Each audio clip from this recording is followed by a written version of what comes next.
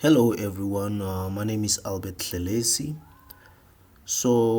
In this video we are going to discuss one of the frequently used control circuit, right?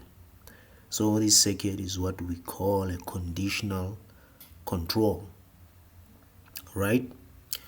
As you can see in this circuit, we have a normally open contact X1 and normally closed contact X3, right? So these contacts, they enable and disable Y1, right? And then we go to another block. As we can see that we have a normally open contact X2 with a normally closed contact X4, which enable and disable Y2, right? And all are latched, right? As you can see, we have Y1 there, Y1 there. That means it's latched. And also on this part, we also have Y2 here. That means they are latched, right? Due to that normally open contact, Y1 is connected to the circuit of Y2 in series. Y1 becomes an end condition for Y2, for this Y2. Therefore, only when Y1 is enabled, only when Y1 is enabled at the top here. If this one is on, that means here it's going to be a closed, we're going to have a path here, right? A closed path to Y2. That is, so Y2 will be enabled if and only if Y1 is enabled, right? Therefore, so let's go to simulation mode and then we compile our code, then we run it. As we can see, our code is running, right?